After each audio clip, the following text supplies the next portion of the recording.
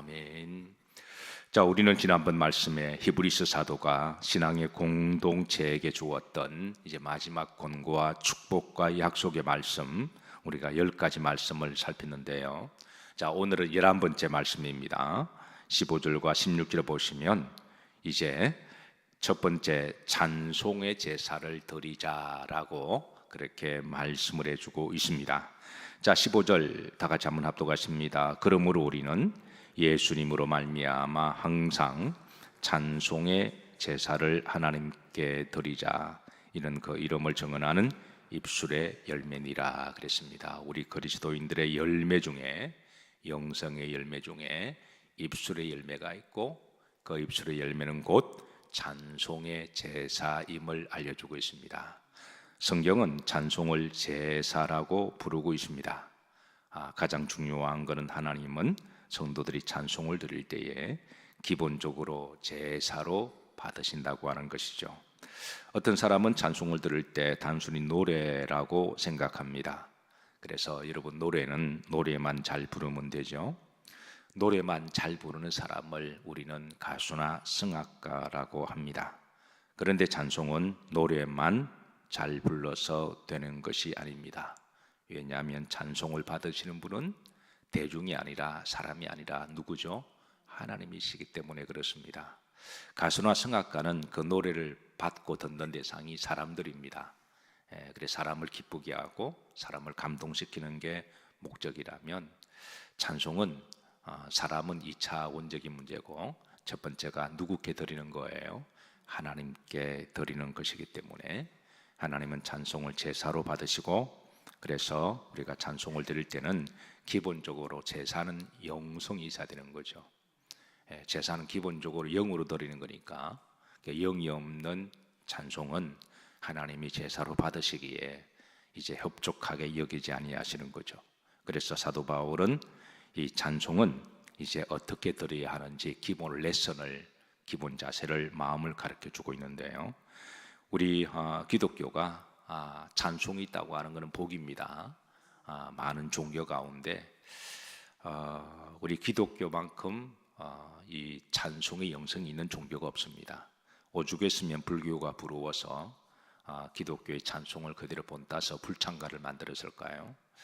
얼마나 부러웠으면 내게 강 같은 평화를 불교에서도 부르고, 어떤 사람은 부르다 헷갈려가지고 마지막에 할렐루야로 마치기도 하고, 전애들끼리 서로 보고 웃기도 하고 불창가를 만드는데, 정작 우리 기독교에서 이 찬송에 대해서 자부심이나 또 찬송의 영성 은혜를 점점 희숙화되어 가고, 그냥 성악가나 노래처럼 그냥 목소리로 부르려고 하는 그런 기계적인 모습이 있는 안타까움이 있는데요. 오늘 다시 한번 말씀을 다시 한번 되새기시고, 여러분이 잘 아시는 말씀이기는 하지만 다시 한번 찬송을 부를 때마다 제사로 들으시고 영으로 새롭게 부르시기를 주의 이름으로 축복합니다. 자, 바울은 고린도전 14장 15절에 자, 이렇게 우리에게 티칭합니다. 그러면 어떻게 할까? 내가 무엇으로 기도하고 영으로 기도하고 또 마음으로 기도하며, 내가 영으로 뭐하고 찬송하고 또 마음으로 말이라 찬송하리라. 기본적인 자세입니다. 우리가 찬송을 들을 때마다 단순하게 노래나 이제 가수가 아니라 그거를 넘어서 이제 제사고 영으로 드려야 되고, 그리고 또한 찬송은 우리가 제사기도 하지만 제사 안에 기도가 포함되어 있죠. 그래서 찬송의 가사를 음미하면서 가사가 바로 부르는 자의 기도가 되기를 주의 이름으로 축복합니다. 성경에 보면 하나님은 찬송의 영성, 찬송이 주는 권세, 파워가 있습니다. 사무엘상 16장 23절에 보면 다 같이 합독하십니다. 하나님께서 부르시는 악령이 사울에게 이를 때에 다윗이 수금을 들고 와서 손으로 단적 사울이 상쾌하여 낫고 악령이 그에게 쓴다더라 그랬습니다. 영으로 드리는 찬송은 영성이 있습니다. 영은 파워가 있죠. 그래서 노래만, 목소리만 부르는 찬송은 영으로 드리는 게 아니기 때문에 영적인 파워가 없습니다. 그러나 내가 영으로 찬송을 드린다면 영적인 파워가 있고, 그리고 사람의 마음을 우울하게 하는, 사울이 우울한 영에 빠져서 헤어나지 못하고 또 이렇게 그럴 때 다윗이 가서 찬송을 이렇게 수금을 타기만 해도 그 악령이 떠나가고 우울하고 위로했던 마음이 위로가 받고 세임 얻게 되는 그런 치유의 역사가 있습니다. 저는 우리 영일교회가 찬양을 드리는 중에 성도들이 이제 혹 우울한 거 있으면 우울이 좀 떠나가고 또 마음에 또 이렇게 치유가 있기를 주의 이름으로 기도하고 축복합니다. 그렇게 찬송을 드리고 또 믿음으로 드리는 자만이 누릴 수 있는 찬송의 은혜입니다. 그게 그냥 노래로만 생각하고 그렇게 찬송한다면 그는 그 사람의 믿음이 딱 그 정도까지니까 그 이상 기대할 게 없어요. 그러나 내가 목소리가 조금 좀 음치기도 하고 박치기도 하고 그래도 어차피 찬송을 받으시는 분은 하나님이시잖아요. 나와 하나님과의 관계니까. 그래서 음치 박치는 찬송하고 그렇게 본질적인 문제가 아닙니다. 가수들은 음치 박치가 본질이지만 우리는 찬송은 제사고 기도고 하나님께 예배이기 때문에 그렇게 여러분 드리다 보면 하나님이 찬송의 영성을 주십니다. 자, 두 번째 찬송은 곡조 있는 기도임을 그렇게 알려주고 있습니다. 우리가 때로는 기도할 때 보면 때로는 가슴이 먹먹하기도 하고 너무 답답하고 억장이 무너져서 기도할 말조차도 떠오르지 않을 때가 있습니다. 이럴 때 성전에 오셔서 여러분이 좋아하시는 찬송을 부르시면 됩니다. 찬송을 보시고 여러분들이 찬송으로 기도하셔도 되는 거예요. 자, 세 번째 히브리서 13장 15절에 보면 중반절의 찬송의 목적은 찬송의 제사를 누구께 드리자? 하나님께 드리자. 다시 한번 강조합니다. 찬송을 받으시는 분은 누구죠? 하나님이십니다. 찬송을 듣는 사람도 아니고 성도도 아니고 대중도 아닙니다. 우리 한국 기독교가 이제 발전되어 가면서 이 찬송의 중요성을 이제 강조되면서 찬송 사역하는 분들이 많이 나타나는 것은 참 저는 고무적인 일이고 좋은 일이라고 생각해요. 찬송의 은사가 있는 분들, 또 찬송의 장비를 잘 만지는 분들, 저는 참 좋은 일이라고 생각합니다. 그러나 이 찬송의 이 은사가 있는 분들이 늘어나면서 이게 점점 이제 찬송을 기교적으로 자꾸 부르려고 하고, 그리고 목소리로만 또 회중들에게만 이렇게 너무 관심을 가지고 부르려고 하는 이런 모습들이 좀 드러나고 있습니다. 물론 그게 필요하지 않다라는 게 아니에요. 어느 정도는 필요하지만 그러나 찬송을 인도하는 사람은 회중보다도 본질적으로 우리가 하나님께 찬송을 드리자, 하나님께 찬송의 목적을 두고 우리가 다시 본질로 돌아가야 찬송이 쉬워가 안 되지. 하나님은 사라지고 대중들과 부르는 사람들만 너무 강조한 나머지 이렇게 하다 보면 그거 나중에 이제 그게 습관화되면 찬송도 쇼가 되는 거죠. 쇼는 예배가 아닙니다. 쇼는 자기를 드러나는 거죠. 찬송을 받으시는 분은 누구시라고요? 하나님이심을 늘 그렇게 기억하시고, 하나님이 그 찬송을 받으신다면 찬송의 기름을 부으시고 또 찬송의 은혜를 주셔서, 그래서 찬송을 부르는 자에 하나님이 은혜를 주시는 하나님이십니다. 그래서 찬송을 부르실 때마다 여러분 은혜 받으시기를 주의 이름으로 축복합니다. 자, 네 번째, 찬송의 열매의 확장성입니다. 자, 찬송의 열매 확장성 15절 후름지를 보시면 입술의 열매다. 찬송은 하나님이 받으시는 입술의 열매다. 성령의 열매는 우리의 삶의 열매라고 한다면 이제 찬송은 입술의 열매다. 그러면서 15절에 보면 후렴절에 그 이름을 정언하는 무엇의 열매라고요? 입술의 열매다. 그렇게 하시고, 자, 우리가 은혜롭게 찬송을 드렸습니다. 그리고 그 은혜롭게 영성 있는 찬송은 항상 우리 마음속에 영원으로 남습니다. 이게 그냥 사라지는 게 아니라, 여러분 가끔 그런 경험하시잖아요. 교회에서 은혜롭게 찬송을 불렀습니다. 그리고 집으로 가는 여정 가운데 차 안에서 또 걸어가는 여정 중에 여러분의 입에서 그 찬송이 계속 맴돌 때가 있죠. 사실 그게 정상이죠.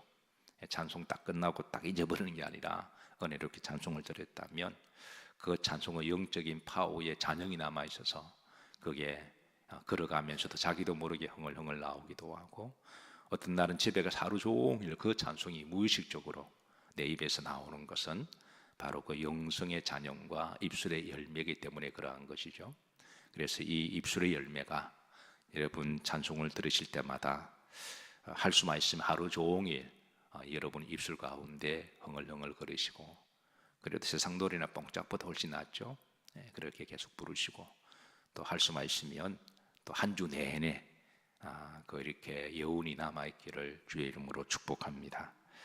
자, 그런데 그 열매의 확장성입니다. 16절에 보시면 우리가 이제 성전에서 찬송으로 하나님께 은혜로 불렸다면 그 여운이 내 삶의 현장에서 두 가지 모습의 열매를 기대하십니다. 16절입니다. 오직 무엇을 행함과 선을 행함의 열매. 두 번째, 서로 나누어 주기를 잊지 말자. 그러니까 선행의 열매와 나눔의 열매, 섬김의 열매로 이 찬송이 확장성이 있어야 됨을 그렇게 알려주는 것이죠. 그래서 기독교의 찬송은 단순하게 노래만 잘 부르는데 끝나고, 노래만 잘 불러서 이 감정만 이렇게 우리가 이렇게 이제 은혜 받는 것에 끝나는 게 아니라 이거를 넘어서 내 삶의 선행과 섬김으로 이어져야 함을, 이런 찬송을 우리가 온몸으로 드리는 찬송이라고 이야기하죠. 사실은 로마서에 보면 우리가 하나님 앞에 제사를 드릴 때에 이제 우리가 입으로도 드리지만 온몸으로 제사를 드리자 그랬잖아요.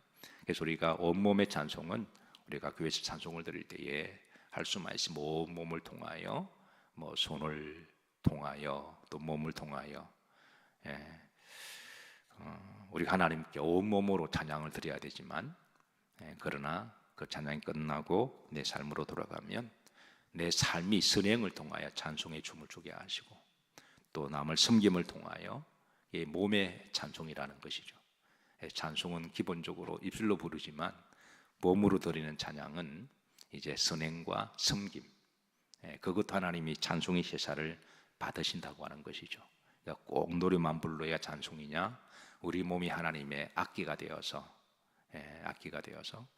여러분 잘 아는 아시스 성프란시스코의 나를 주여 나를 도구로 서주소서라고 하는, 미움이 있는 곳에 사랑을, 상처가 있는 곳에 위로를, 그 찬양 잘 아시죠? 그게 보면 이제 원제를 보면 찬양의 도구로, 장비로 서주소서라고 원제가 되어 있잖아요. 그러니까 우리 몸이 찬양의 도구가 되기를, 남을 선행을 하고 남을 도와주고 섬기고 복음을 전하는 것도 우리의 삶도 하나님 들으실 때는 그 악보 가사라고 하는 것이죠. 그래서 그 찬송의 열매의 확장성을 우리들에게 알려주고 있습니다. 자, 만약에 찬송을 은혜롭게 잘 불렀는데 찬송을 부르고 난 다음에 바로 그 입술에서 원망과 불평이 나온다면 어떻게 될까요? 또 교회에서는 온몸으로 찬송을 드리는데 내 삶으로 돌아가서 그 몸으로 이기적이거나 또 악을 행하거나 또 이렇게 남을 숨기지 않고 그렇게 한다면 어떻게 될까요? 야고보서 사도는 이렇게 권면합니다. 합독합니다. 3장 10절입니다. 한 입에서 찬송과 저주가 나오는도다. 내 형제들아, 이것이 뭐하지 아니하다. 이거는 그리스도인으로서 이거는 옳지 않다. 이거는 마땅하지 않다. 이걸 우리가 늘 인식하며 살아가라는 것이죠. 찬송할 때 은혜롭게 눈물 흘리면서 불렀다면 우리의 삶도 그렇게 살아야 한다는 거죠. 찬송할 때는 눈물을 철철 흘리면서 찬송 끝나고 예배도 안 드리고 기도도 안 하고, 그럼 그 퍼포먼스 한 거죠. 찬송을 은혜롭게 불렀다면 예배도 은혜롭게 드려야 되는 거죠. 교회에서 찬송을 은혜롭게 받았다면 내 삶에서도 그렇게 살아나는 영성이 있어야 되는 것이죠. 11절입니다. 샘이 한 구멍으로 어찌 단물과 선물을 되겠느냐. 그러면서 만약 그렇다면 그건 옳지 않은 거니까, 그런 바람직한 영성이 아니니까 그걸 다시 되새기고 다시 한번 점검해서, 그래서 우리가 은혜롭게 불렀다면 내 삶에도 은혜가 지속되기를 하나님 이 같은 제사를 마시느니라 기뻐하신다는 것을 기억하시고, 우리 기독교의 최고의 장점이 있다면 저는 찬송이라고 믿습니다. 찬송의 영성. 만약에 우리 기독교에 찬송이 없다면 얼마나 들어야 할까요? 얼마나 몸이 건조할까요? 만약 교회에 오셔서 찬송은 다 사라지고 예배만 있다면 여러분 예배가 얼마나 여러분 힘들게 할까요?